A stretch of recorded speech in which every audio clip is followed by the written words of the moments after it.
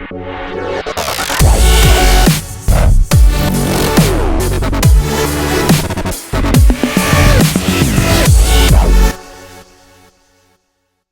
saison 2021-2022 vue par Elias Bailiff. Salut Elias, comment ça va? Salut Tom, ça va et toi? Bah, écoute, ça va très bien. Elias, on n'a plus trop l'occasion de te voir sur Real France, mais tu as toujours ta chaîne YouTube. On te voit aussi un petit peu sur Eurosport. On peut te voir et te lire où ailleurs? Ouais, c'est ça, les deux endroits principaux, c'est là où je suis le plus actif. Il y a d'autres, travailles pour d'autres radios ou quoi? Ouais, mais ça c'est en Suisse, alors les gens ils vont pas forcément me voir Ah, là-bas, je pense. Mais sinon, il y a la plateforme Coparena, c'est une plateforme qui fait des podcasts, des émissions, et ça c'est français aussi.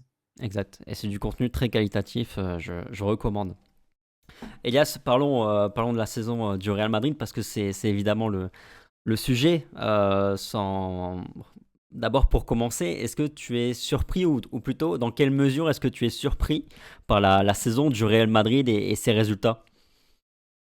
Ah, franchement, très surpris pour 2 raisons. La première, c'est que déjà, sur la scène domestique, avant le début de la saison, j'étais pas si optimiste que ça, pour la simple et bonne raison que la saison 2020-2021, c'était la saison où le Real avait peut-être le pire effectif depuis 9 ans. Et cette saison 2021-2022, les choses ne s'étaient pas foncièrement améliorées.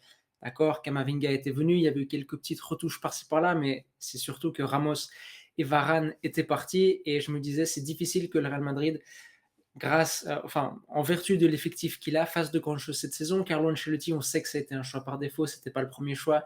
C'est un choix qui a surpris tout le monde, lui y compris. Et pour ces raisons-là, je n'imaginais pas vraiment que le Real Madrid passerait une saison comme il l'a passé, une saison tranquille même, mais certaines individualités ont vraiment explosé. Il y a aussi des moments clés de la saison qui ont été spécialement bien gérés par Ancelotti. Et puis la deuxième raison pour laquelle je suis encore plus surpris, c'est que sur la scène européenne, là, ça a été un parcours complètement fou. Le Real aurait carrément pu être éliminé dès les huitièmes sans problème. Et là, ils sont en finale en défiant la rationalité de tous, match après match après match.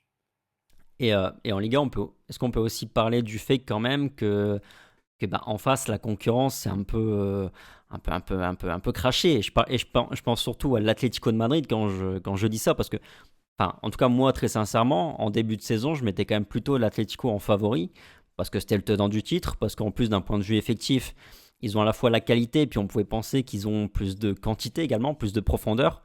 Donc on peut aussi quand même mettre un petit peu cet argument-là, même si au final, le Real va faire une saison de champion avec plus de 90 points.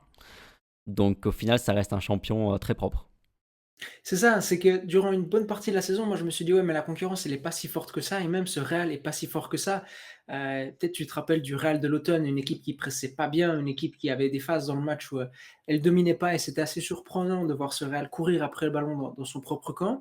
Mais au final, l'équipe, comme tu le dis, elle finit la saison à plus de 90 points, et c'est un parcours de champion.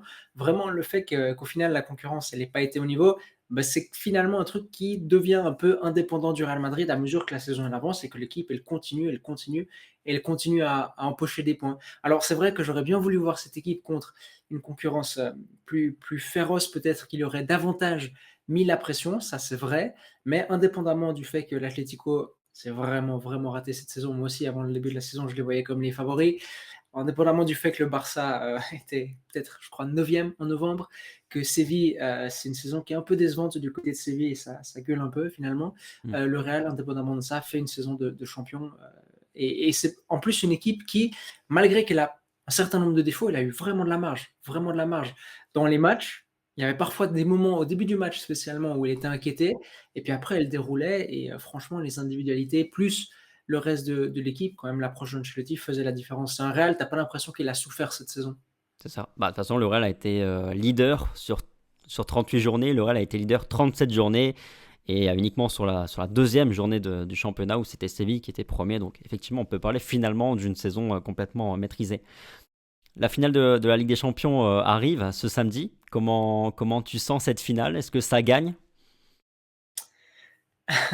Bah, tu as envie de dire avec le parcours qu'ils font, ils doivent gagner parce que tout le monde s'attend à ça, parce que le Real, il perd pas en finale de Ligue des Champions depuis 1981 et contre Liverpool et parce que tu as l'impression que le Real, il pourra réagir quelles que soient les circonstances du match. Je pense qu'il y a une chose qui peut faire une chose qui peut faire pencher la balance pour Liverpool. Une, c'est si le Real se retrouve dans la lessiveuse et n'arrive pas à s'en sortir. Parce que là, Liverpool, ça a pu enchaîner. C'est une équipe qui maîtrise son sujet. Je pense que le Real Madrid va souffrir par moments. Je pense que le Real Madrid va se retrouver dans son propre camp.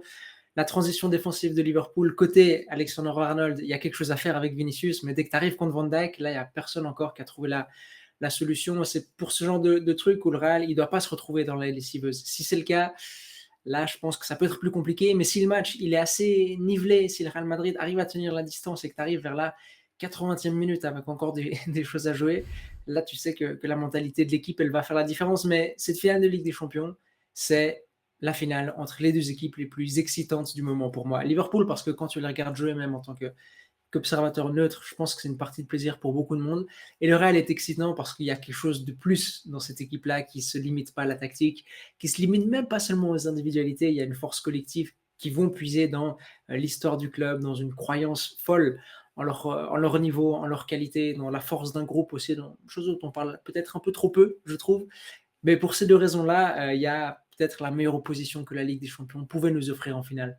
Ok. Est-ce que tu arrives à dégager un favori sur cette rencontre? On dit tout le temps la phrase bateau un peu sur une finale, il y a pas de favori, mais c'est vrai qu'après, d'un côté, on se dit, on a envie de se dire et de penser que après ce parcours complètement fou, le Real ne peut pas perdre. En plus de surcroît, on note que le Real Madrid n'a pas perdu de finale depuis des décennies. Est-ce que finalement le fait que d'un côté on a quand même la sensation que Liverpool soit plus fort collectivement, individuellement en tant qu'équipe, ça rééquilibre et du coup on se dit c'est vraiment du 50-50 ou... Mais il y a quand même, côté Liverpool, il y a quand même les absences, tu vois. Il y a Thiago qui vraisemblablement sera absent. Ouais. Salah était de retour ce week-end. On verra comment il sera. Van Dijk, il y avait la même question. J'oublie encore un nom, peut-être Fabinho, je sais plus. Ça c'est quand même des choses qui comptent énormément. Le Real a prouvé cette saison qu'il avait un banc qui pouvait vraiment faire la différence en Ligue des Champions.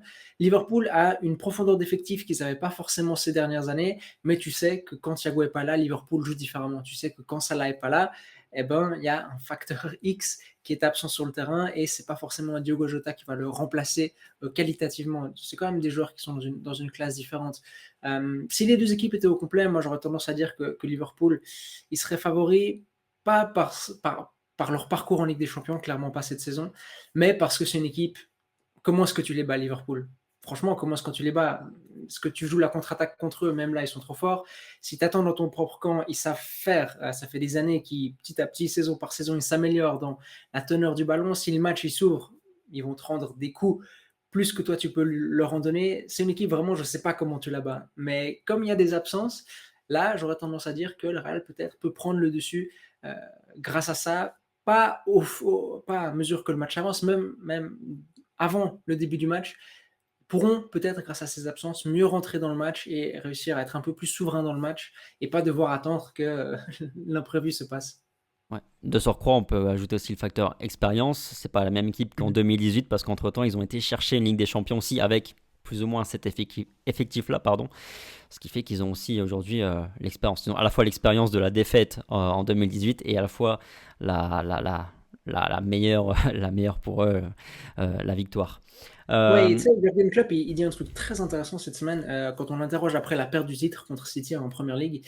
Il dit, bah oui, on perd, ça fait mal au cœur, c'est triste, etc. Mais si vous voulez gagner beaucoup, il faut être préparé à perdre beaucoup. Et Liverpool, c'est une équipe qui a beaucoup perdu, mais parce qu'elle a aussi, et c'est pas si grave que ça, tu as l'impression pour elle, parce qu'elle a aussi intériorisé le fait que voilà, maintenant elle était tout là-haut et que tu peux pas gagner tout le temps, et que quand elle perd, eh ben c'est pas grave, elle passe à la chose suivante. Et tu sais, c'est devenu une grande équipe, Liverpool, pas seulement parce qu'ils sont forts sur le terrain, mais parce que mentalement, dans la mentalité, il y a quelque chose de très fort. La saison passée, ils vivent une saison compliquée, ils ont pas mal d'absences aussi. Tu te demandes est-ce que c'est la fin de quelque chose? Mais non, rien à voir. Ils reviennent cette saison avec la conviction que c'est une grande équipe et c'est ce qu'ils sont. Et tu as quelques équipes en Europe comme ça. Je pense que tu as City, le Real et Liverpool. Le Bayern, cette saison, ils ont un peu failli, qui savent pertinemment au fond d'elles-mêmes que ce sont de grandes équipes et qu'elles sont là où elles doivent être. Et ça fait partie de l'expérience dont tu parles. Quelle est la part de responsabilité de Carlo Ancelotti dans tout ça, dans cette saison du Real Madrid? Bon, elle est grande. Franchement, elle est très grande d'une part parce que sur le terrain, on le voit, il change un certain nombre de choses. Une équipe qui est un peu plus basse, qui est un peu plus réactive, qui s'éloigne de ce que Zidane avait voulu mettre en place, où il y avait toujours beaucoup de contrôle. Un contrôle qui pouvait être stérile, mais qui était, je pense, salvateur pour un certain nombre de joueurs. Ancelotti, déjà, il change ça. Et ça permet de mettre en lumière Vinicius. Ça permet que Fede Valverde attaque ces espaces-là. Ça permet même à un Marco Asensio euh, de faire sa meilleure saison statistiquement parlant, je pense. Toutes ces choses-là, il y a certains joueurs qui ont profité clairement de cette nouvelle mise en place. Un joueur comme Toni Kroos, même s'il fait une très bonne première partie de saison, je pense que lui, ça l'a un peu prétérité. Mais sur l'approche, sur le rendu visuel que propose le Real Madrid, Ancelotti, il a ça, son rôle à jouer évidemment. Et puis il a un rôle à jouer dans la gestion du vestiaire. Tu as l'impression qu'il n'est jamais parti, qu'il est arrivé dans ce vestiaire qui, mine de rien, est assez différent quand même de celui qu'il a quitté en 2015 parce qu'il y a un certain renouveau qui s'est fait. Tu as l'impression qu'il a toujours été là, qu'il a parfaitement su s'adapter à ses joueurs, que les joueurs ont su s'adapter à lui.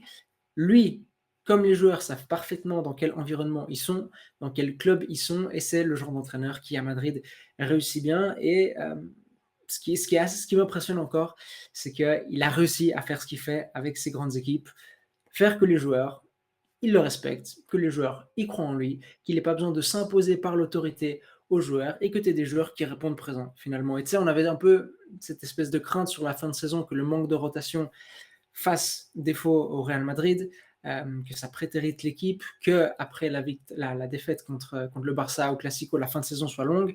Non, pas du tout. Même ça, il l'a réussi cette saison. C'est le truc d'habitude qu'on lui reprochait. Même ça, cette saison, il s'en sort parfaitement bien. Donc c'est l'entraîneur parfait pour le Real, si je t'entends.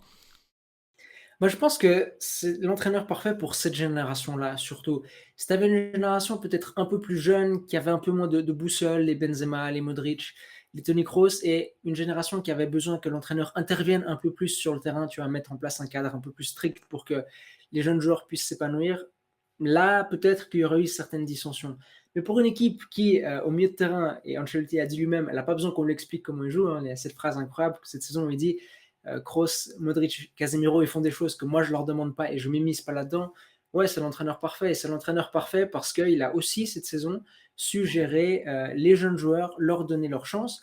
Et tu vois, au final, un Camavinga, je trouve pas qu'il fait une si grande saison que ça. Il y a une bonne partie de la saison quand il rentre sur le terrain, tu sens qu'il est perdu, tu sens que c'est pas si fluide, mais Ancelotti lui a fait confiance, il n'a pas cherché à le brider et il arrive en demi-finale, en quart de Ligue des Champions et quand il rentre, il fait toute la différence. Même ça, Ancelotti l'a réussi. Je pense que pour cet effectif-là, ouais, c'est l'entraîneur parfait.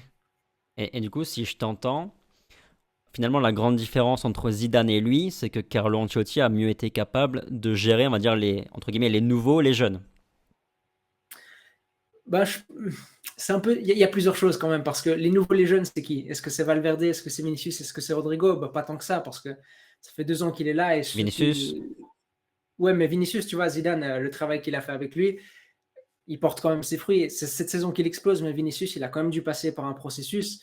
Ça, je pense que sans Zidane, ce ne serait pas arrivé. Zidane, c'est l'entraîneur qui n'a pas su en tirer le potentiel, hypothèse A, ou qui n'était pas dans un moment à Madrid où Vinicius pouvait pleinement exprimer son potentiel. Hypothèse B, Vinicius, il y a quand même un chemin ces dernières années pour qu'il arrive là où il est aujourd'hui. En fait, des Valverde sous Zidane, il explose aussi. Mais je pense que Ancelotti a su donner du temps de jeu à des jeunes et a su leur donner une confiance. Zidane, c'est peut-être un entraîneur qui, ça, certains échos qui m'étaient parvenus dans le cas de Vinicius notamment, ça ne le fait pas vraiment rire des joueurs qui ratent 50 fois en face du but. Et Ancelotti, il a une approche un peu plus paternelle. C'est un entraîneur peut-être qui va être beaucoup plus patient. Et là, ça a fait du bien à ces joueurs-là. Mais je pense qu'Ancelotti, dans le développement de certains joueurs, il arrive aussi au bon moment. Euh, Zidane a dû, lui, connaître ces joueurs-là de façon... quand ces joueurs étaient un peu plus jeunes, étaient peut-être un peu plus exaspérants. Tu vois, un Militao, il fait une très bonne saison, peut-être un peu moins la fin, mais il fait une très bonne saison. Mais c'est aussi permis par le fait que Zidane, en fin de saison passée, il lui fait confiance, ou il est forcé de lui faire confiance. Et là, ça se passe bien aussi. Je pense qu'il y a quand même une espèce de continuum qui s'est mis en place. c'est vrai que sur Carlo Ancelotti, là, finalement, le retour global, enfin, avec le recul, on a un avis extrêmement positif, mais c'est vrai que quand même, à partir de l'après Super Coupe d'Espagne jusqu'au match retour contre le Paris Saint-Germain, et tu l'as dit, hein, contre le Paris Saint-Germain, on passe, enfin, comme en quart et en demi, on passe pas loin quand même de prendre la porte. Il a été quand même très très critiqué à cette période-là. notamment sur sa gestion de l'effectif. Comment tu les as... Est-ce que toi aussi tu étais très critique à son égard à ce moment-là? Est-ce que tu as compris les critiques? Est-ce que tu as trouvé que c'était un peu trop dur? Écoute, j'ai pas été critique parce qu'Ancelotti, tu sais comment il fonctionne. Et ça, c'est une chose que déjà, on a vu en octobre quand Miguel Gutiérrez, il a plus sa chance. Ancelotti, tu sais que c'est un entraîneur qui respecte les hiérarchies. C'est pas un entraîneur révolutionnaire. C'est pas un entraîneur qui va changer drastiquement la culture d'une équipe. C'est pas un entraîneur qui va te faire une mise en place tactique d'un autre monde sur le terrain. À partir du moment où tu signes Ancelotti, je pense que déjà, il faut s'attendre à ce qu'il agisse comme il agisse, mais surtout, faut le critiquer, le juger en conséquence. C'est comme Zidane. Zidane, tu vas pas lui demander de faire du Guardiola, tu vas pas lui demander de faire du Jurgen Klopp, ça n'a pas de sens.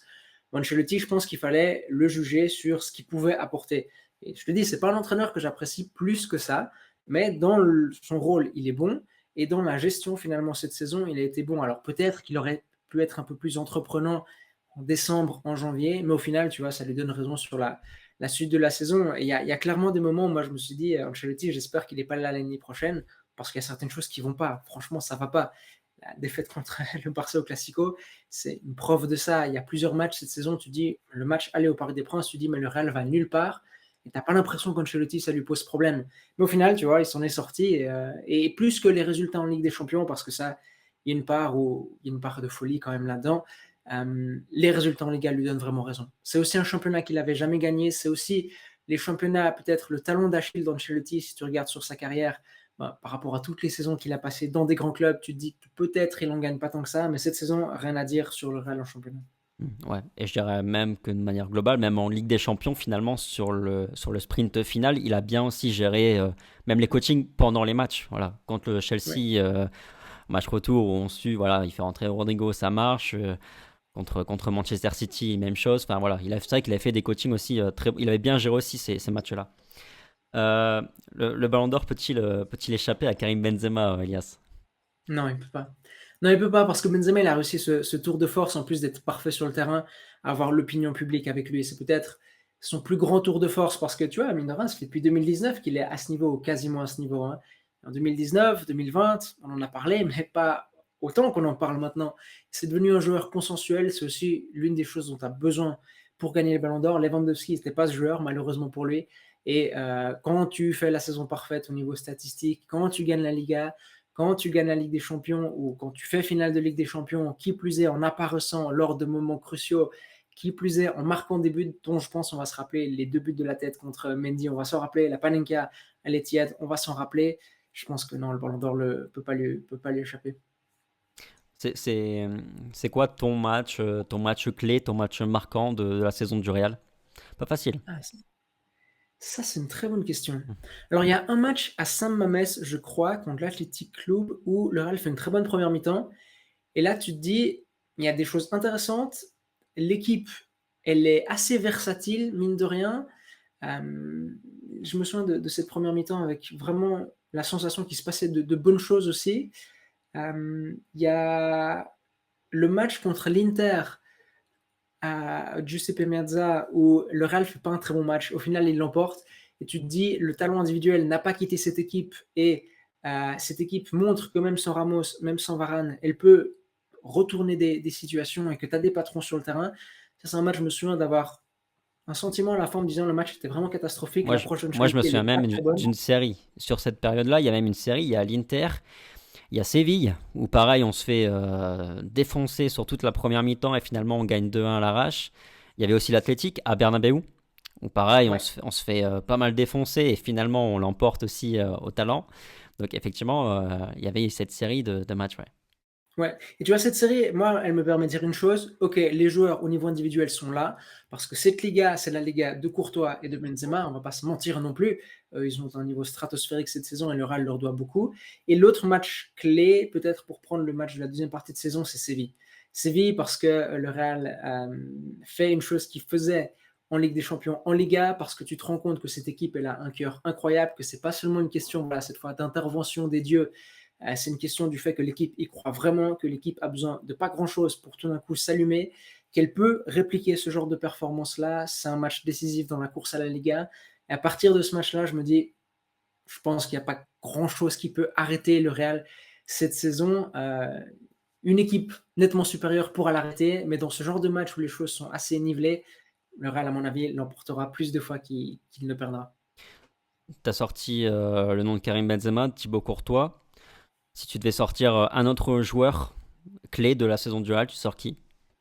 Je discutais avec Benjamin Da Silva hier qui a sorti Luka Modric. Ouais. Non, Modric? mais évidemment, mais j'essaie de chercher un autre nom un peu plus osé, parce que Modric, je pense qu'on a tous vu sa saison.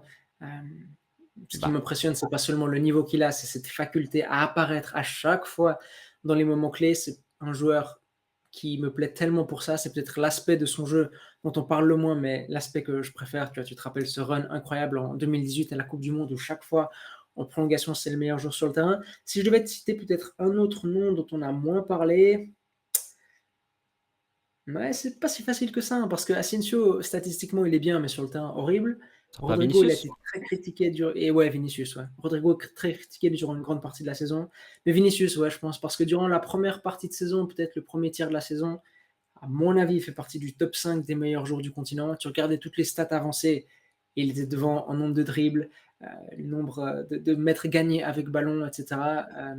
Et c'est aussi un facteur clé dans la saison du Real, parce que tu te dis, Courtois et Benzema, la saison passée, ils sont aussi à un niveau incroyable, hein, et Modric aussi. Et le Real ne remporte pas la Liga. Et cette saison, tu as Vinicius qui arrive, la charge de but, elle est répartie entre lui et Benzema. C'est aussi un joueur qui a conditionné la façon dont les équipes ont attaqué et défendu face au Real Madrid. Ça a été une porte de sortie, notamment quand l'équipe elle était basse et il fallait progresser sur le terrain. Je ne doute pas que ce sera le cas contre Liverpool. Du coup, oui, Vinicius, ouais, c'est un bon nom, une bonne proposition. Est-ce qu'il y a un joueur qui t'a déçu cette saison? Casemiro. Casemiro, parce qu'il fait sa pire saison depuis longtemps, je pense. Tu as le match aller à Chelsea où il est vraiment, vraiment, vraiment très, très bon. Mais c'est pas un Casemiro qu'on a vu à un niveau soutenu. C'est un joueur qui est un peu lent à rentrer dans ses saisons, un peu lent à revenir après les trêves internationales. Mais même là, cette saison, tu dis que c'est pas fou. Alors le Real s'en sort bien parce que c'est pas Antonio Blanco qui a suppléé Casemiro. Valverde, tu sais que tu perds beaucoup du joueur quand il est dans cette position plus basse. Kamavinga, on l'a vu. Alors il a fait de très bonnes entrées, notamment en Ligue des Champions à cette position-là. Mais quand il commence dès le début de match bas sur le terrain, je pense que tu profites ni de ses qualités. Et en plus, son côté un peu erratique tactiquement peut faire que l'équipe est pénalisée. Joueur qui est toujours remplaçable, Casemiro, et qui pourtant a fait sa moins bonne saison depuis très longtemps. Ouais, je suis complètement d'accord. Ouais.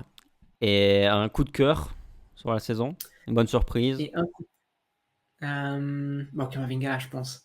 Kamavinga, parce que je ne m'attendais pas à ce qu'il soit aussi fort durant les moments qui ont été déterminants en Ligue des Champions. C'est un joueur qui a un talent fou. On l'a vu sur les premiers matchs de la saison. Là, je pense que ça a permis à tout le monde un peu de valider ce transfert. C'est très bien pour lui d'ailleurs qu'il ait cette forte poussée de football dès le début de la saison parce que ça lui a permis d'être plus tranquille pour la suite. Puis ensuite, il y a un moment où on l'oublie un peu, où il fait des entrées, mais là, je pense qu'on souligne pas mal quand même. En tout cas, en Espagne, ça souligne pas mal les carences de son jeu, notamment au niveau tactique. Et puis, quand les matchs se sont ouverts, quand ça a vraiment compté, quand il a fallu montrer la personnalité, eh bien, il a été là. Et ça a pris le pas sur tout le reste. Tu sais, quand il entre contre City en deuxième période, tu vois que c'est pas Toni Kroos. Parce qu'il y a plusieurs fois où il peut faire la passe directe et que l'équipe joue plus vite, et non, il fait une touche de plus, et une touche de plus. Et là, tu dis, ah, on sent la différence avec Kroos. Et puis au final, bah, tu sens la différence avec Kroos aussi, parce qu'il a ce côté beaucoup plus électrique, parce qu'il a ce côté où même s'il fait une touche de plus, il va apporter un supplément d'énergie à l'équipe, et ça fait toute la différence.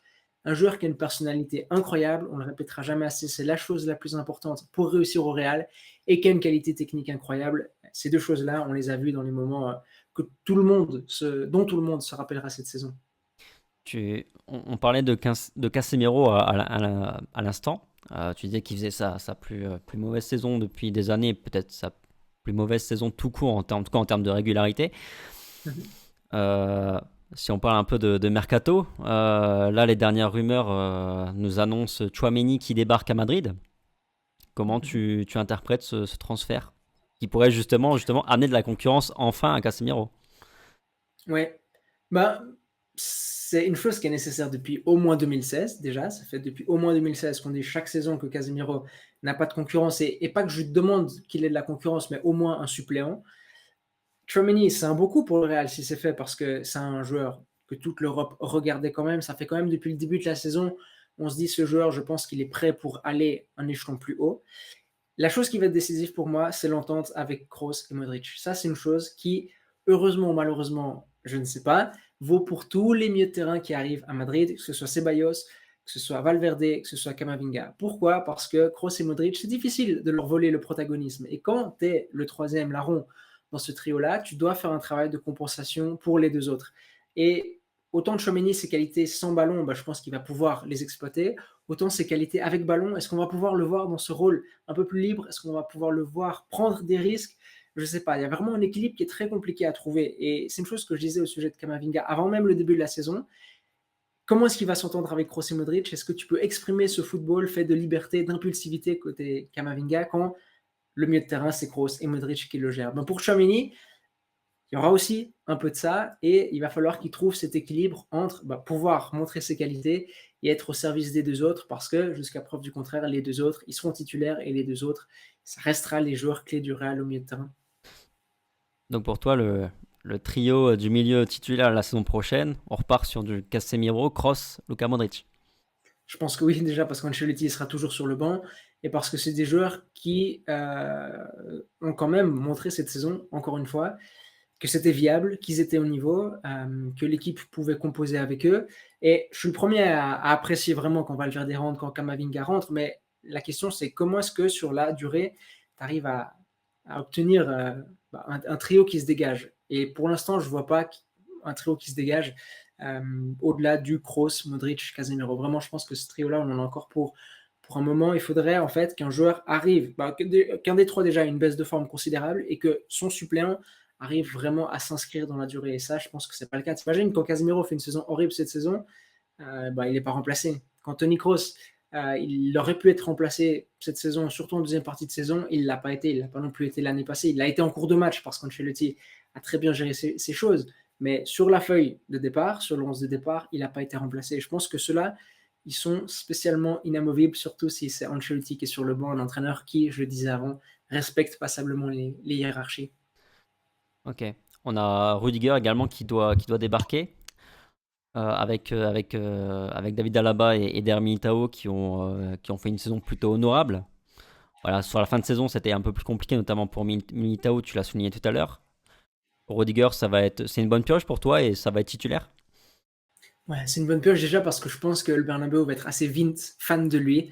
Déjà, dans le Twitter Madrid, ça s'enthousiasme pas mal au sujet de ce joueur. C'est un joueur qui va défendre les cuissons, c'est un joueur qui a ce côté un peu électrisant pour un stade aussi, où avec un tac, il y a le stade qui peut être debout. On sait que le Bernabéu aime bien ce genre de choses. Pepe était un joueur très apprécié du Bernabéu et Rudiger, c'est un Pepe en puissance. D'ailleurs, il le dit lui-même, Pepe, c'était une inspiration pour lui. Et là aussi, où c'est une bonne pioche, c'est parce que c'est un champion d'Europe, dans une équipe qui est habitué à jouer le très haut niveau tout le temps. Ce genre de joueur, déjà, c'est pas facile à recruter. Quand ils arrivent à Madrid, ils savent déjà comment les choses se passent au très haut niveau. Tu as vu, à là-bas, combien de temps il a mis à s'adapter? Zéro match. Il était prêt depuis le départ.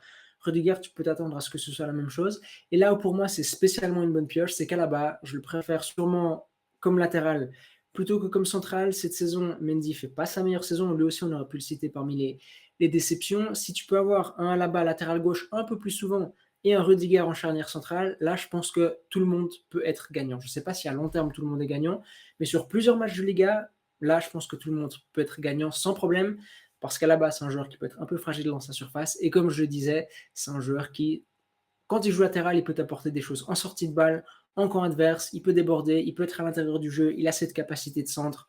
Euh, il y a aussi davantage de choses que l'entraîneur peut, une plus grande marge de manœuvre pour l'entraîneur à ce niveau-là. D'accord. En revanche, il n'y aura pas de Kylian Mbappé. On va pas revenir sur le feuilleton. Mais du coup, j'ai envie de te dire, tu rêves de quoi pour terminer ce mercato? Après Rudiger, après normalement Tchouaméni. Derrière, tu rêves de quoi pour compléter ce J'avoue mercato? qu'il n'y a pas beaucoup de rêves parce que Mbappé, c'était le transfert parfait, dans le sens où, un, c'était un joueur qui venait avec un capital but, et ça, il n'y a pas beaucoup de monde en Europe qui peut le faire sans devoir déplacer Benzema. Tu vois, tu recrutes un neuf, ok, il va marquer, mais Benzema, il joue ensuite. Mbappé, il pouvait apporter ça. Mbappé, c'est un joueur qui était devenu tellement complet dans son jeu, et surtout, c'était la star dont le Real Madrid avait besoin, parce que le Real fonctionne aussi grâce à ça, hein, grâce à des stars, et grâce à des personnes qui ont une projection médiatique, une projection à l'international qui peut faire, un, avec la marque Real Madrid, Mbappé remplissait ces critères-là. Est-ce qu'il y a un autre joueur sur le mercato qui peut remplir tous ces critères-là? Non, sûrement pas. Et ça parle de Salah, c'est un joueur qui est plus si jeune que ça. Je ne suis pas sûr que le Real Madrid veuille retenter l'expérience. Je fais venir un joueur de 28 ans après ce qui s'est passé avec Eden Hazard. Un joueur comme Hugminson, je l'aime beaucoup, mais Vinicius il joue à gauche, Son peut jouer pas seulement à gauche, mais c'est un joueur qui est vraiment un joueur, pas vraiment, mais un joueur qui brille particulièrement dans les espaces. Est-ce que c'est ce dont le Real Madrid a besoin? Pourquoi pas? Pourquoi pas? Mais c'est pas le transfert qui s'impose de lui-même. Mbappé, c'est un transfert qui s'imposait de lui-même, et c'est pour cette raison que je dis, il n'y a pas grand-chose qui me fait rêver pour cette fin de mercato. Je ne sais pas trop comment le Real va s'en sortir, honnêtement. Je ne sais pas s'ils vont se dire, on attend encore un an, peut-être que dans un an, il y a une solution qui est toute évidente. Je sais pas, il va falloir faire preuve de beaucoup de sagesse et de beaucoup de créativité aussi. Ok. Toi, tu aimerais quand même que le Real recrute un offensif, un ailier droit? Non, oui, il faudrait, parce que Marco Asensio, est-ce qu'on va revenir sur son cas? Il n'y a pas besoin, je crois. Rodrigo, c'est un joueur qui est intermittent et qui, à droite, n'est pas si bien utilisé que ça, je pense.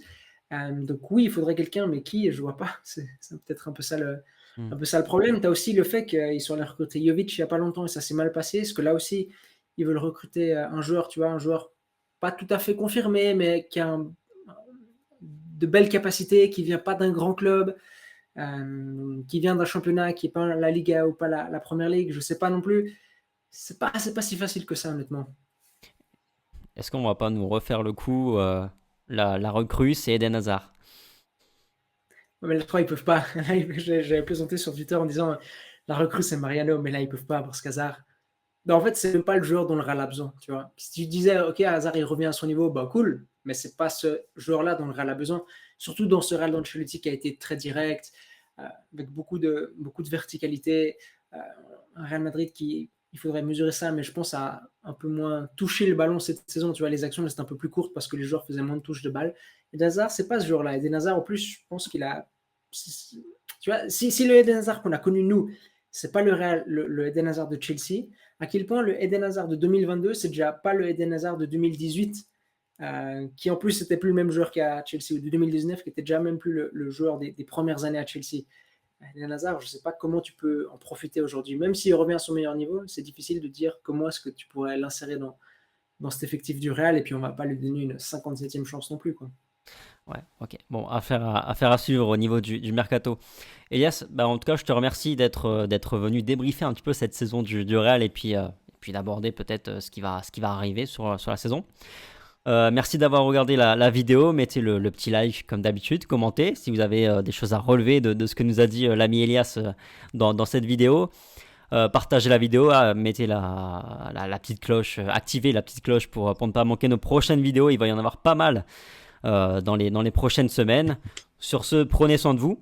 Évidemment, allez voir aussi également la chaîne de l'ami Elias qui porte son nom sur YouTube.